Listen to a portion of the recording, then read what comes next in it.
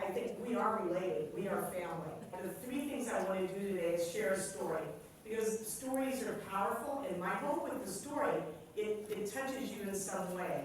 I'm blessed to have lived a very busy, active life with a lot of points there. And I always ask God to show me what path to take. And I always say when I'm struggling with something, may my pain be somebody's gain. May it teach somebody something about it. So I hope from the next 30 minutes in my PowerPoint when I share that it'll touch you in some way to help you in what you're doing, what you plan to do. Lessons in life, absolutely. And wow, I call them words from wisdom. What can I share? So one of the things I believe in, it is the journey that defines us. I was not born a White House doctor. I was not born an author. I got there through various means and in a very blessed way, and the things that we share. My beginning started here in the Philippines. This was taken when I was 2 years old.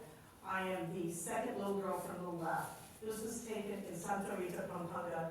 The woman behind us is my maternal grandmother, who lost her father and her siblings in the worldwide pandemic of the early 1900s. And so she was left with her widowed mother, who wanted to die at that time and decided to live on for my grandmother. And so they sold fish in the market, and they were very poor. And it wasn't until she met my grandfather, who came from a fairly well-off family that had rice fields, that they married, and then they had their offspring, of which my mother was the oldest of 7 children. This reminds me of my roots, because I'm the second little girl from the left. This was when I was 2 years old, before I came to the United States. The 2 other girls on each side of me are my maternal cousins. The little boy is their brother. And the 2 little cousins of mine, the 2 little girls, moved in their 20s to Canada. And that's where they set up a nursing home. So they are my Canadian side of the family in Mississauga. The little boy, Jose, joined the U.S. Navy in his 20s and retired in Pensacola, Florida. So we have all left the motherland.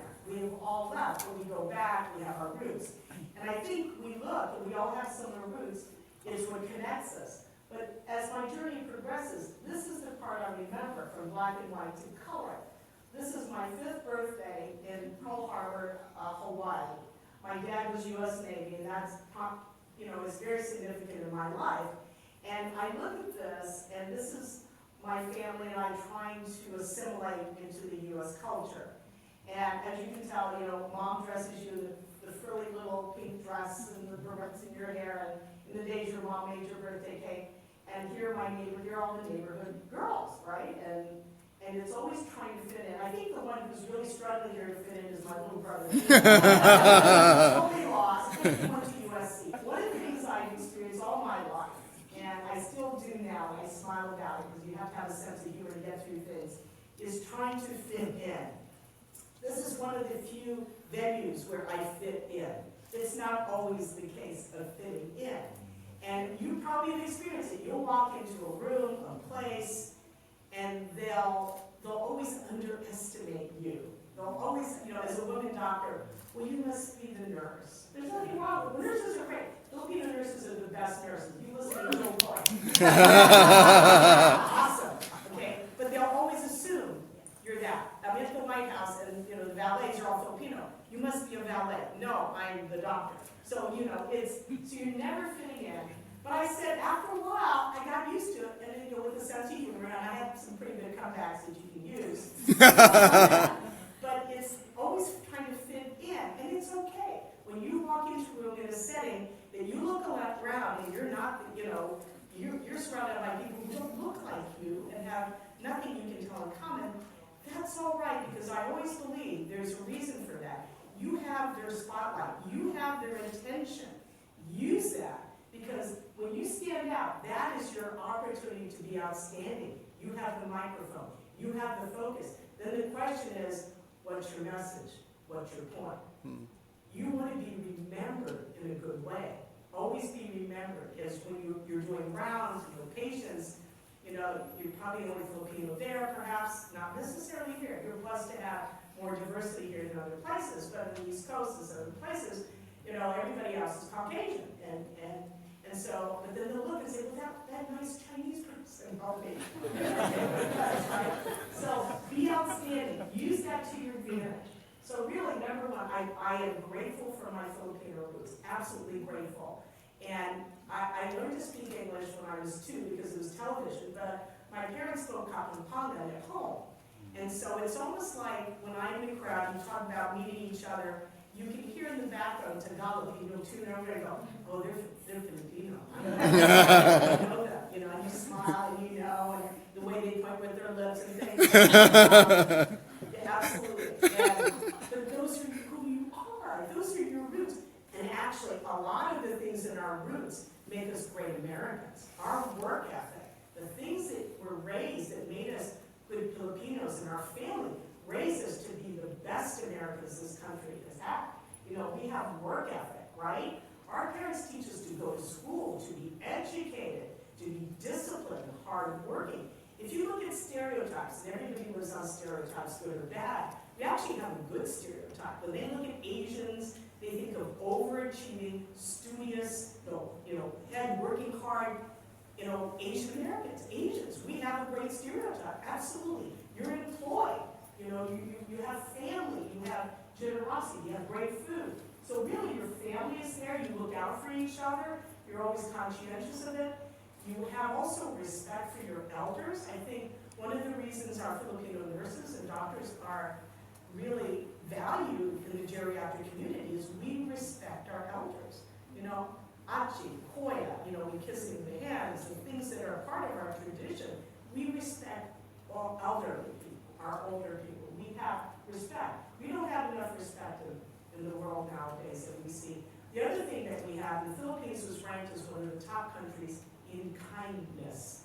We don't see kindness anymore. You turn on the radio, television, social media, you see an absence of kindness. We moved away from civility, respect, kindness. We don't see that. And especially in medicine, you have to be kind and respectful. That's what makes a good healer, a physician, a caregiver. Education, faith is important. We all have some form of faith. Many of us are Catholic or Christian. We honor some greater power, greater being. It gives us a reason, why am I in this life? You know science, you know the science part, but what is the animus, the soul that keeps us? Many of us, like myself as an internist, we sign death certificates. We're the last physician there. We're at the deathbed. We resuscitate people. We are that line between life or death. As I tell people, when God puts his hands on a patient, I take my hands off. From my hands to God. What is my job? Because believe me, all our patients die. All our patients die. Our job is to, as Hippocrates says, entertain them until they die. Education is so valued, is so important. We're about service. You wouldn't be doing this organization if it wasn't about serving others in your community and helping each other, right? So you're all about service in the community. And the other thing is humility. We're very humble people, to our detriment, because we're the last ones to ask for a raise. We have that humility, we bow our heads. We don't want to be bossy or forceful, but there are ways to fine-tune your confidence. It's your self-respect that you stand up for yourself. And obviously it's good to be humble, right? You don't want to, but you also want to use the ability to speak up for yourself so you get the jobs and positions and fend for yourself and you fend for your patients. And it doesn't mean you're trying to be better than anybody else. You're standing for something that's important that needs to be heard over everything else, over the din. I went to my 50th high school reunion in Imperial Beach last year, and it was an eye-opener. Because if any of you go to your reunions, you should go. Absolutely. And it tells you about taking care of yourself. Right? Take care of yourself. And the 2 lessons I learned, I walked into the room and I looked around and I said, who are all these old people? And then the ones who didn't take care of themselves, all the cheerleaders who were really hot in high school, it didn't look good.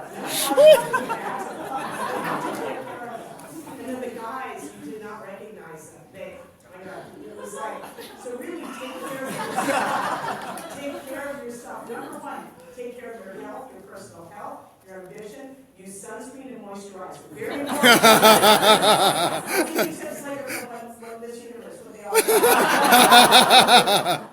After high school, I went to UC San Diego. You talked about San Diego, and two of the founders here met at UC San Diego, my alma mater, Ravel. And I applied to UCSD. I was an alternate UCSD for medical school, but they did not accept me. It was okay. I went to the military medical school, which was a full scholarship because my parents couldn't afford to send me to med school. And the ultimate payback is that about 10 years later, I was asked to be their commencement speaker. Absolutely. And the beauty was I got to be at that graduation. I did my speech, and I reminded them that they did not choose me. But it's okay. It's better to come back and have them pay you to be Yes. There's a reason that certain jobs don't come up, but just remember that. There is a reason you were guided in that direction. So I did the 4 years of undergraduate at UCSD, got accepted to the military medical school in Bethesda. I was in the second class to matriculate in that class.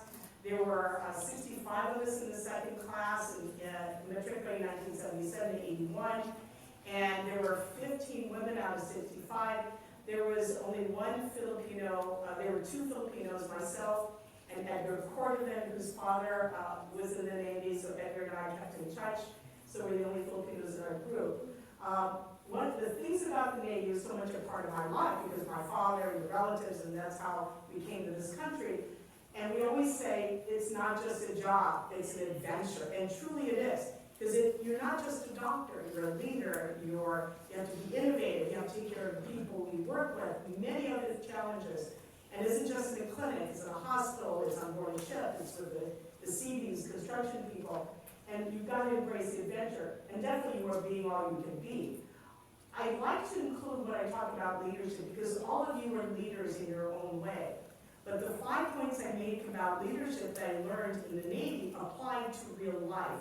And that's the thing I want to convey to you. That applies not only to what you do in the workplace, but in your personal professional life. So I'm going to show you the 5 things which I need to put into the book. In the military, we are taught the mission comes first.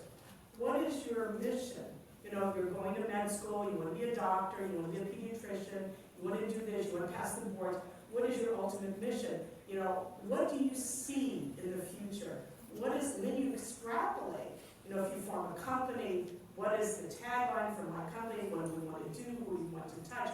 What is my mission? What is your purpose? If you have to give what they call it the 2-minute elevator pitch speech, you're pitching an idea. What are you about? What is your mission? Then if you extrapolate it further, what is my sole purpose, right? Why am I in this life? Am I meant to be a doctor? Am I meant to, in addition to have a family, to raise children, to be a teacher, to be an inventor, to discover something in science, to be in social media, to be a creative artist? What is my purpose? Ask yourself, why am I here? Because a lot of times our goals are short. I just want to get through this semester, or I just want to get through my boards, and then I just want to get a job. I just, you know, what is my mission? What am I meant? And delineate that. What is my mission? In the military, there's a certain way to get things done. And what are the rules, right? You can't break the rules. There's a way. You can't just say, I'm going to put out my shingle, I'm going to practice.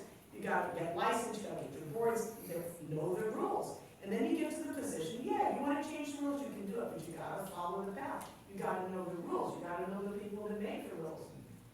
I always believe take care of your troops. In the military, you're only as good as the people on the front lines that you send. You can be at headquarters, but who do you send to the front line to do the mission? In a business, as a business owner, as somebody who owns a practice, I'm only as good as the person who answers my phone, who cleans the building, right, as the janitor. Whoever interfaces with your patient, your clientele, you got to take care of them. People who work with, I never say somebody worked for me, they work with me. They can make or break you. Your front desk people, your nurses, they can make or break you, whether your patients, what they say about you and your practice is who represents you. So take care of them. Make sure they love you, they love what you do. An aside, I'll do a lot of sidebars. I was very fortunate to have been married 9 years to a former patient of mine. That's a whole different story. My second husband. And who passed away about 1.5 years ago. He grew up in Canada, was a Harvard MBA, a 2-year program at Harvard, was known as the turnaround guy in industry. His final job when he married was he was CEO of Uni Delco, starters and alternators. So he's known as the turnaround guy. He would come into a company, turn them around, make them profitable. And when we were newlywed, I remember listening to him on a conference call, yelling at somebody in Asia or somewhere in Europe, because he had like 5,000 employees in this company. And I overheard him yelling, and I said, my goodness, was that you yelling? You're yelling at somebody. He says, well, that's how I get stuff done. That's how you get stuff in the business. I said, well, you know, you and I are 2 different types of leaders. He says, how's that? I said, you lead by fear. They'll do what you want, and they'll hate you. I love to lead by love. If you lead by love, they will die for you. So lead by love. And how do you know? You know, you do this. I'm really disappointed you did that. Don't burn your bridges, right? It is a small world. It's a small community. And it's even smaller if you're not a nice person. So make sure all the bridges you form here, you might meet somebody here who will be your business partner, who might be your patient. Serve a higher purpose. It isn't about making money or how many likes for social media. What is your higher purpose? What is it all about in your life so that when you die at 99 or 100, you can look back and say, this is what I did. One of my dear friends died last year of breast cancer, and I had lunch with her in January last year, and they had tried every modality to save her at Mayo, and nothing worked. And she said, you know, this is the last time we're having lunch. I said, I know, but I'll see you in the next life. I said, what is important to you? What's important now? She says that my life had meaning, that it stood for something. And so think of that, think of that occasion as you're in the process of living your life. What is that? So I'm going to share with you how I got to 1600 Pennsylvania Avenue. And I talk about it in my book.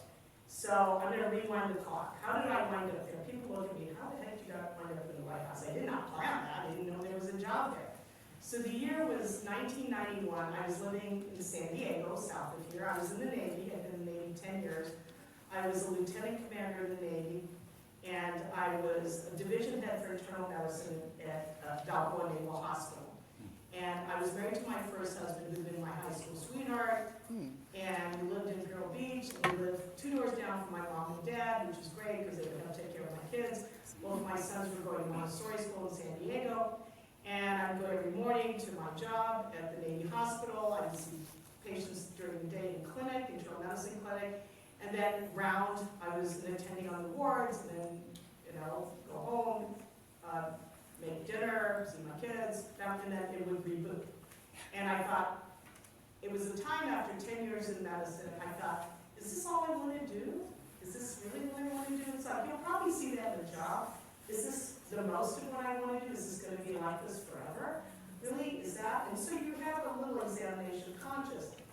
And at that time, my 10-year commitment to the Navy was almost up. And I had to decide. I had that opportunity to say, I'm ready to move on. I want to do something different. Or I want to stay in and make this a career 10 more years. And I was weighing that decision, and I was really struggling. My husband wanted to stay in San Diego because he had a law firm there, was doing very well. And my parents didn't want me to move, obviously not. So I said, I really don't know what to do. And my husband says, listen, I'm going to Palm Springs to a retreat from my law firm this weekend. Come with me. And we'll have mom and dad watch the kids, and you can decide. And I said, great. So we go off to Palm Springs with the Ritz-Carlton. And I remember that evening going down into the grand ballroom, and he wanders off and he hangs out with the associates and the partners at the law firm. So I go find the wives, and they're in the corner, and they're having cocktails, and I don't drink. So I'm talking to them, and I look at them, and they're tan, they're arrested, they're black, they have time for yoga, Pilates, they have time to go see their kids, they're having lunch, and I'm frazzled. I'm probably burnt out from working, second shift at home, doing laundry, doing and I'm just exhausted. And I realized, oh my gosh, there's a different life. So I go over and grab my husband. I said, I've had an epiphany. I think I know what I want to do next. He goes, what? What do you want to do? I said, I will get out of the Navy, you make law partner, and I want to be a trophy wife.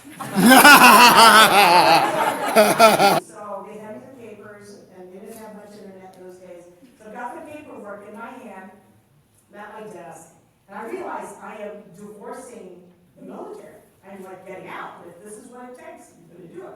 So I'm filling out the paperwork, and I always believe in divine intervention. So I'm filling it out, and my phone rings, and it's my boss, the chairman of medicine. I was division head, he's my boss, Captain Midas, John Midas. And he doesn't know I went to pick up paperwork. He's also for another reason. He says, Connie, I just received the message traffic from Washington, D.C., and I'm to nominate 6 candidates from the Navy to apply for the position of Navy White House doctor, but from the Navy. And I said, I've never heard of that job. He says, well, it's been, they've always had doctors from the military taking care of the president. There's a medical group there, the White House Medical Unit, and there's an Army doctor, a Navy doctor, Air Force doctor, there are nurses, there's medics, at that time they didn't have PAs. And it's a 2-year assignment, and you have to be in the military at least 10 years, board certified in primary care. You had to have overseas travel or with some type of operational thing that you did on board ship. And I think you'd be a candidate. And I said, oh, okay, well, obviously you have to live in Washington. He says, oh yeah, it's a 2-year assignment. You have to you're forced to wear civilian attire. You can handle that. They'll give you clothing allowance. You travel with the president, you're on Air Force One, Marine One, there's a clinic, you take care of the president, you're part of that team. And I said, well, let me call my husband first. So I hang up, I call my husband, his law firm downtown San Diego, and I tell him about this change of plans, possibly. And the first thing out of his mouth is, are you crazy? No, you hate Washington. You grew up there in the 60s when your dad was stationed in the Navy Yard.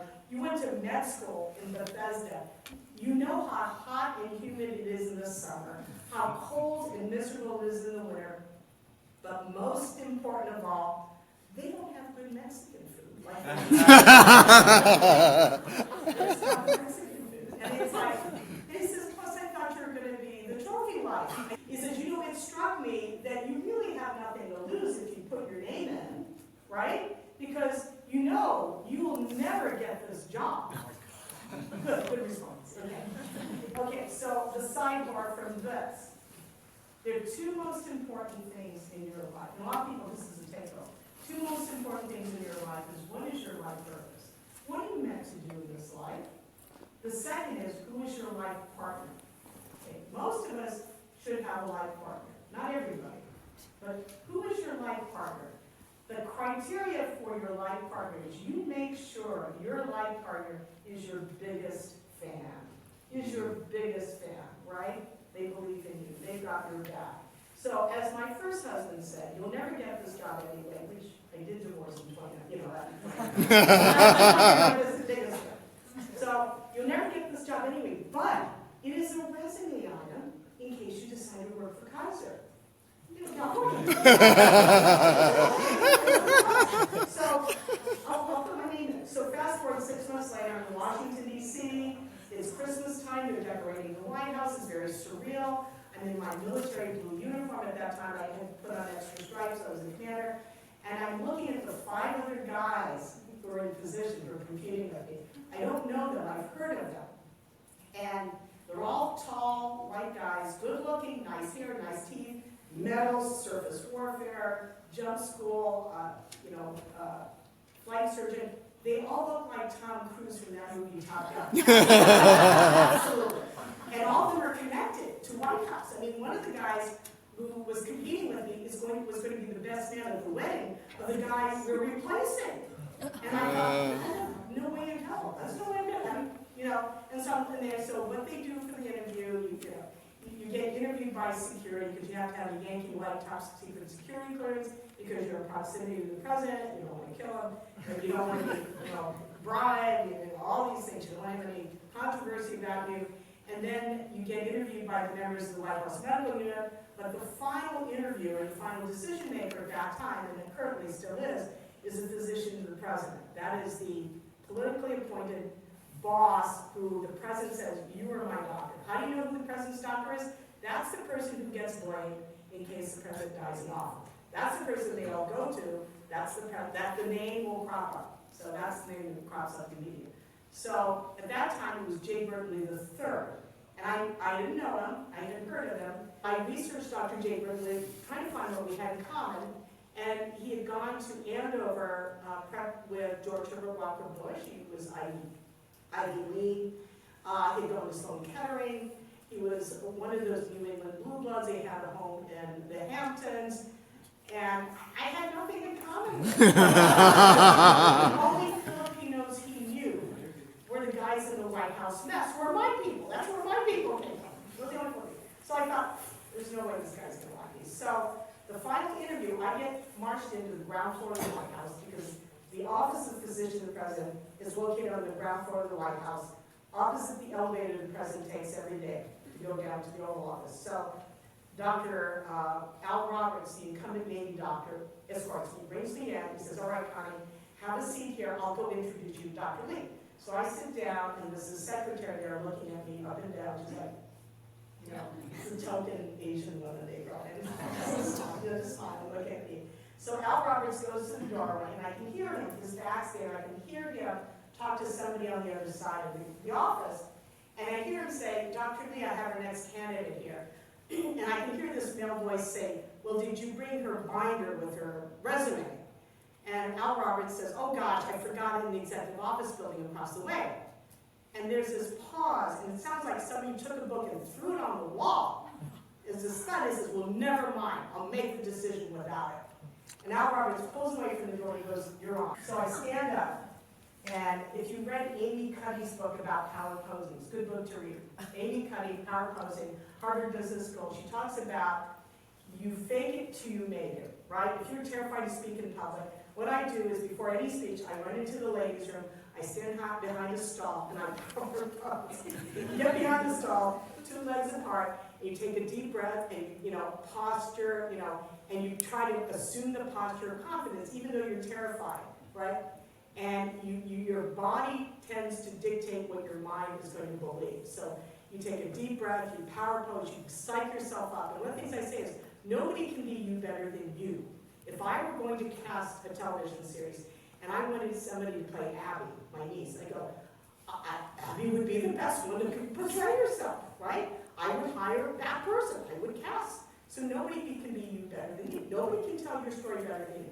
So I psych myself up. So I just stood up as before I got sent into that room, took a deep breath, power pose, and I did something I always believe in, that I learned from my Filipino roots and from my family, is I prayed. I said a very quick, silent prayer, and I prayed this. I said, dear God, if this is meant to be, show me a sign. Show me a sign. And there are lots of, I've seen signs everywhere. That's a whole different series. Show me a sign, dear Lord. Show me a sign. So I go in, I walk into the doorway, and there's Dr. Lee standing there in his office on the ground floor of the White House. And Bert was about 62 years old, very distinguished Caucasian gentleman, business suit, bald, stern, very, And as soon as I saw him, I was a little bit surprised because there was a sign. What it was a single band-aid right across his forehead, right there, smack dab in the center. And my kids were 1 and 3, and as a mom, I thought, oh, he's got a boo-boo on his forehead. He had nose surgery on that, too. What was that in your forehead? So I walk in, he looks at me, he does the up and down, he puts his hand out like this, right? I take his hand, and it's all about contact, right? You look at each other, you look right into each other, good handshake. Not some politicians do this. He looks right at you, connects with you. And then he points over to his desk, across the room, and the chair beside him goes, sit down! Just like that, sit down. And I thought, so I slowly walk over, and as I'm walking over, I think, well, he doesn't even warm up. This is a man who doesn't believe in foreplay. Before Bill Clinton became president. So he sits down, I sit down, and you wait, because he's senior, you sit down opposite him, and you make eye contact. He launches into my interview. First thing he says is, and it's a good question, why do you want this job, right?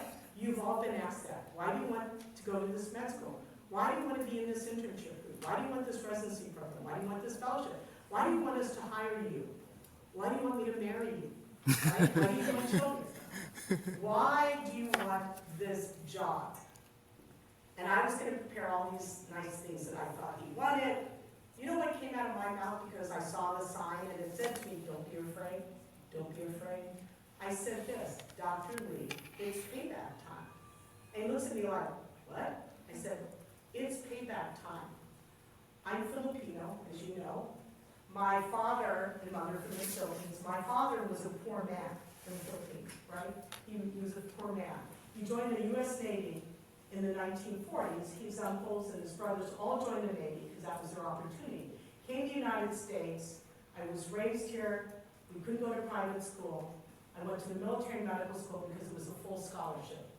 I learned my career, my profession, everything I have now before me is from this country. I owe a lot to this country, and if I can pay back my debt by serving the commander-in-chief, that's what I want to do. So he looks at me, there's no expression on his face, flat affect, poker face, as they say in Vegas. No expression. So I thought, oh boy, nothing, no response. So next question, what can you do here? You know, how can you serve? I said, Dr. Lee, I'm a Navy commander. Is there 3 stripes on my sleeve? The more stripes they put on your sleeve, the more they put you behind a desk. I'm not a desk doctor. I'm a trench doctor. You put me anywhere in the world outside of an office. You put me on board a ship. You put me out in the field. Anywhere. I can take care of patients. I know how to take care of patients. I'm resourceful. Once again, no expression on his face. I thought, this is like the worst interview. So a few minutes later, he stands up. So I stood up. He says, as far as I'm concerned, we can stop the process right now. I thought, oh my God, what's wrong with this? He says, I don't care if we're interviewing today or tomorrow. You've got the job. I'm going to tell Barbara Bush. This is good. So he shook my hand. He walked out the door. I called him out. He went across the hallway, took the elevator upstairs to see the First Lady. I'm standing there, Dr. Roberts and the secretary looking at me, and they're watching and go, that was really fast. What happened? I said, I got the job. So what does that story tell you? Do not be afraid. Speak up for yourself. Ask for signs. Believe in prayer. Serve a higher purpose. And also give back, right?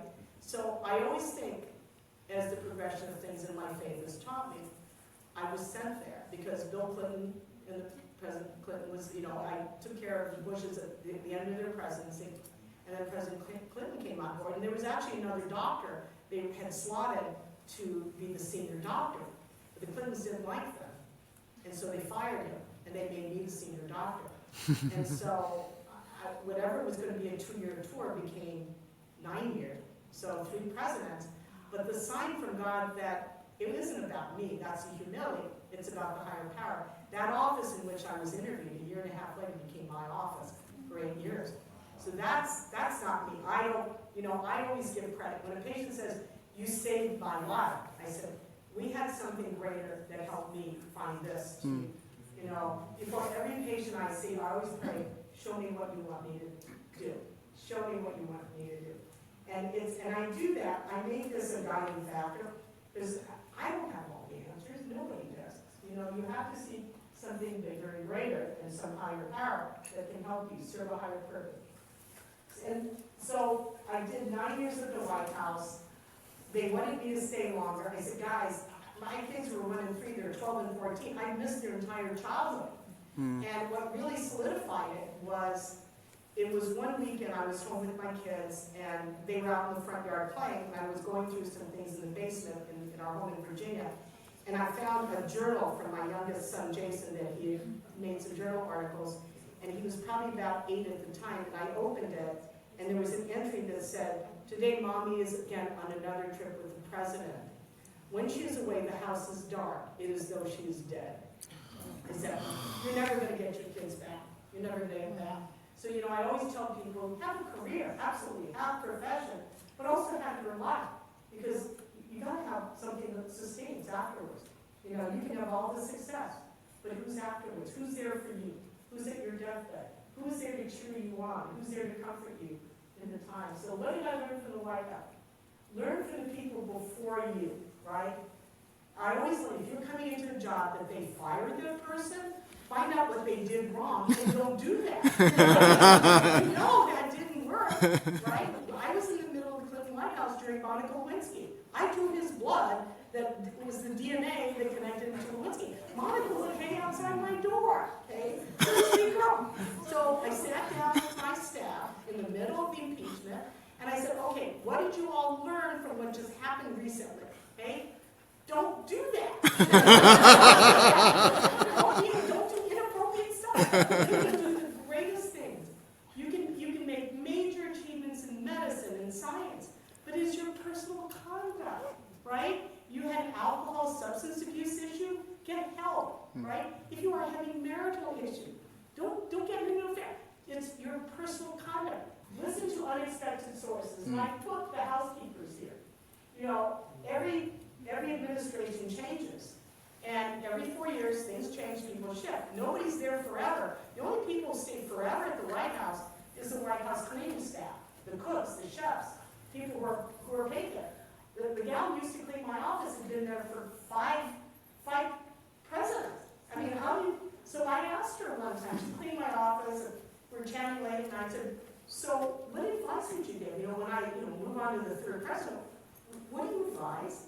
She says, honey, all you care about is you take care of the people who live in this house, right? When you see your patient, it isn't about their ethnicity, you honor their ethnicity, you honor the things they're about, but don't let that change your way you provide care, right? It's like you provide care no matter what, whatever they are. Make sure your care is the best, no matter who you're seeing. But listen to those sources. If you're in an organization, and there are so many, you're not practicing a silo, and you want to make change happen, and someone will push back. We've always done it this way. Why should we change, right? So don't readily accept that. What you should ask is, when they say, we've already done it this way, you should, well, does it work? Would you consider something else? Let's try this. But all this comes to this. If I could put something on my tombstone, it would be this. Make better everything and everyone you touch, right? Every interaction. One of the things I learned about from President Clinton, following him, watching him interact, is his definition of charisma. And what he has is this. If you met President Clinton, you can disagree or agree or however you feel, politics aside. He will walk up to every person, every waitstaff, every patient, look at them, address them by name, respectful, make eye contact, make them feel, because they are. Don't look at the phone. I see people when they're dining and they're on a date and they're looking at this. Don't do that. Don't date someone who's going to be looking at you. You want them looking at you. Your eye contact, your essence, your spirit, your being. One of my patients is a very successful Wall Street billionaire, and he was also recovering alcohol. And he told me one time he wanted to kill himself. He was depressed, he was drinking, he was in trouble. I go, well, what turned you around? He says, I was going to go home at lunchtime, and I was going to put myself in my car, turn on the engine, and gas myself. I was going to put carbon monoxide. And what stopped me was I was walking along the streets of New York, and I said, if at least one person cared about me, I'm not going to kill myself today. He was walking across the street on a busy block in New York. Nobody looks at you, looking down. And he looks up, and this one woman looked right at him and said, have a nice day. One person. You don't know your impact. One person. You made an impact on them. One person. So make better every person you touch, every interaction. Because if more of you did that, it would be a better world. So I'm blessed to have been practicing 42 years in medicine. I'm not ready to retire. White House staff for 9 years. Navy Admiral came at the end of that tour. Mayo Clinic was for 3.5 years. I love the Mayo model. But it was during that I said, I want to work on my own. I love these guys. They're wonderful. They're great contacts. I sent them out. But I really want my own practice based on what I used to do at the White House. And at the time, 18 years ago, we started having concierge care, which happened from a lot of guys in Seattle and the Florida group. So I got into business, knowing nothing about business. All I knew is I wanted to provide good care, right? But you have to follow the legal aspects of finding an SS, an S corp, LLC, all the business. So you have to get your attorneys, your accountants, running a business is a big deal because that's your business plan. And it's the bottom line, it's profit, you make sure you pay for your people, and it's about believing in the product because you are your product. You assume the risk. It's a whole different workshop on that. So private practice is important, learning about business. I became an author because I would speak to different groups about my journey in the White House, and actually it was about 15, 16 years ago, there was an author, Michael Palmer, who was an internist in Massachusetts, who was a mystery thriller writer. And he reached out to me online and said, hey, I Googled you, and I Googled the 25th Amendment, and I'm writing a book called The First Patient, and I want to ask you about this. And I just said no. And he emailed me back, and he's very persistent. He says, if you help me, I will acknowledge you in my book and give you a copy of the book. I said, great. So over this span, I got to meet him finally. He was a wonderful, super bright guy. And over 6 months, he would send me copies of his manuscript, and I would help edit and add things about the background that I can share with the White House and presidential disability. And it actually became a New York Times bestseller. And he dedicated that book to me, and just became a really good friend. He says, Connie, you write really well. You write well. Why didn't you write your book? I said, well, I was going to be a journalist. When I was in high school, I was editor-in-chief of my school paper. I always loved writing journalism, but journalists don't get enough respect. And as a doctor, you can help more people. And actually, patients tell you more than they can tell a journal, right? The things your patients tell you, there's no way you can make some of the things up. So I decided I would write my memoir. And so he connected me. So if any of you want to write your book or memoir, I had an agent, I still have an agent. You go through the process, you pitch your book, they do a book proposal, which I'm working on now for my second book finally, and then you pitch it if you want to do big houses in New York. Elsewhere you have a major publisher, and they're all about distribution and royalties. If you want to self-publish, you can do that. It's a whole different workshop on that. And actually Harvard does a course on self-publishing for physicians and medical providers. It's a really good course to go to. She does a great job doing it. I got into podcasts about 2015. And my husband gave me a gift for Christmas, and it was, you should do your own podcast on Voice America Empowerment Channel, and I loved it. So now what I do, once a month, I go into the studio, which I love to do in Phoenix, and I have different guests, and my podcast this past Thursday was entitled Table for One, because we think of February, it's always based on the month. It's Valentine's Day, it's all about couples. And she showed to me that 40.6% of adults in this country over the age of 50 are single. And many of them would love to be single. You don't have to couple up. What works for you. And they're very happy being single. And so I had a friend of mine who was a beauty pageant gal, a businesswoman, a travel agent, who likes to be single at 65 and was a very full life. So we talked about that, and we talked about what she did. And so I always find that fascinating. And it teaches you when you podcast and you listen to your voice, you're not seeing yourself, how to avoid verbal tics. How to let it flow and communicate in a way that makes sense. So, and it makes it exciting, you meet interesting people, and I love asking people different things. My other podcast I established a year ago was Widow's Walk, and my husband was killed 4.5 years ago. After he retired from industry, his passion was airplanes. So we had several airplanes, we fly around, and that's a whole different life, like an entitled CEO trophy life. A whole different lifestyle, rich and famous. Playing their FBOs, there's a whole, it's great. I laugh because I know the language they speak. I never think I fit it, but I know their language. Exactly, I know what they wear, I know their jewelry, I know how much it is. It's almost like a little spy in the world. It's like, I had dinner last night at LA Country Club. So I said, your shade of white is very similar to the White House.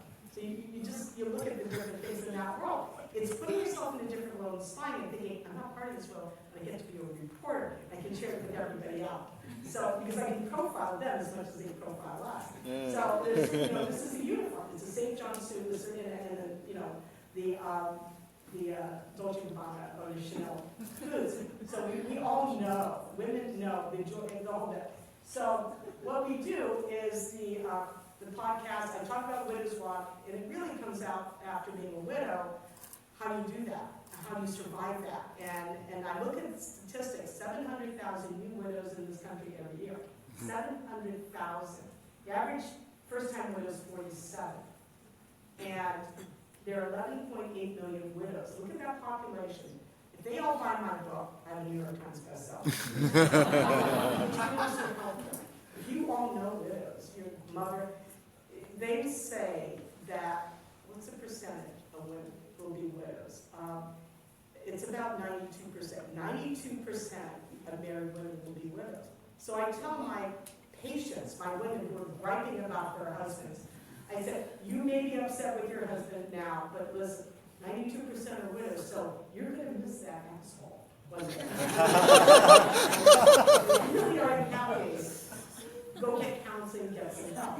Otherwise, if you live long enough, you'll probably be his widow. See how you feel about that. So, podcasts, the other thing, obviously the pageantry is a whole different thing. I am now doing pitch proposals for Hollywood, which is fun because we can do better content for television series. There are 2 reality shows, and there's a TV series that I'm going to pitch. If you want to pitch that, make sure your concept is copyright in your name. My book that I published in 2005 has been optioned twice to Hollywood. First to CBS in 2019, pandemic happened, they didn't do anything, and then about a year and a half ago got optioned to A&E. Option means they buy the rights. They buy the rights to do something with it. You get listed as executive producer. They send you a check for when you sign the contract, which is 60 pages. You make sure you have a good entertainment attorney, which my guys are in LA. And they walk you through it. How do authors make money? This is the business side. Authors make money on royalties for your creative genius, right? If you own the rights, you command what they do on royalties and that. So you can go do other fun things. But that's the fun part. Then somebody asked me after my husband died, why are you still working? Why didn't you just go write? Why didn't you go play? I said, I'm doing field research. Research in the field. I'm going to stay connected to people. There are things I can do to help patients. But they have the best stories. Medicine has the best stories. When you connect with people, you can help them, you can guide them. But the stories they tell you about their lives, every one of us is a story. There's a journal in every one of us. There is an amazing memoir. So your theme this weekend is really planting rice. And you know from our heritage, it's hard work. You got to do it. It's hands-on. You're in the hands-on here. You're really planting rice. It's blood, sweat, and tears of our forefathers and foremothers. Blood, sweat, and tears. One of the things I'm talking about, brain, balls, and heart. Let's think about it. You know, what does it take to be a good leader? You've got to have brains. You've got to have balls, huevos, or really courage. You've got to have a good heart, right? And it's the balance of those things. You got to have the brains to make things work, and the smart. You have to have the courage, but you have to temper that with a heart that's caring and understanding. One more than the other is disastrous. It's the combination, it's the balance of those things. It's about nourishing and growing each other. Each of you have a gift. You wouldn't be here today if you didn't have your gift to do something. It's a given you're intelligent. You are definitely intelligent. You made it that far. So what do you do with your gift? What do? You nourish it. You continue to get educated. You're always learning. You learn from your patients. You learn from books. You learn from your educators here. You learn from that. You learn from practice. Also your creativity. AI threatens us. Somebody said that in 30 years, AI, artificial intelligence, will eliminate 60% of what we have in the medical field, but they can't replace the human touch. You know, who you are and how you connect. They're not going to hold your hand and give you eye contact. They're going to do that. They might give you tons of ideas, but it's based on what information you pour into AI. But your spirit, your expression, the things that make you unique, write about it, write poetry, write music, do songs, do podcasts, do blogs. Prosperity. There's nothing wrong with prosperity, right? It isn't wrong. How many people go become doctors so they can be poor? Well, you want prosperity so you can raise your family, live a quality of life, right? You don't want to starve, but you want to do something. You want to be philanthropic. You want to donate, which, by the way, I'll talk to you guys about scholarship. What are you doing with your time? The most valuable thing. I call it the end of the toilet paper roll. The older you are, the faster the toilet paper rolls to the end, until the very end. So think of it, use your time wisely. There was a book about an author, Meg J. wrote, she's a PhD, Meg J. wrote a book called The Defining Decade. You know, what determines what happens 50s, 60s, 70s isn't in your 40s, it's in your 20s, your 30s. The decisions you make, the The courses you take, the path you take, the person you date, depend on what you do in your 20s, in college, what you're doing. That determines what happens. How you go, how your course changes. It's hard to make radical changes, but if you're geared on that way path, as we say in aviation, what determines that? But the prosperity part reinforces you're doing the right thing. You can build your business, you can employ people, you can benefit your employees, you can do scholarships, be philanthropic, you can grow in a foundation. There are things, because in the end, you're not taking it with you. You're not taking it with you. I have billionaire patients who have billions. And in the end, they're very lonely. Unless you've done your work with your family and your friends. In the end, who's holding your hand in hospice? I have patients, sadly, who hire people to be there, right? They're estranged from their children. They're fighting on the well. So really, this is your work now. This is your prep work to get ready. And flourish. How do you flourish and enjoy it? Don't be complacent, right? You can practice for many years. Your brain still works. One of the oldest physicians in Arizona, McGarry, Gladys McGarry, is 104. 104. She's a naturopath, holistic medicine. She bikes, bicycles. She sees patients twice a week.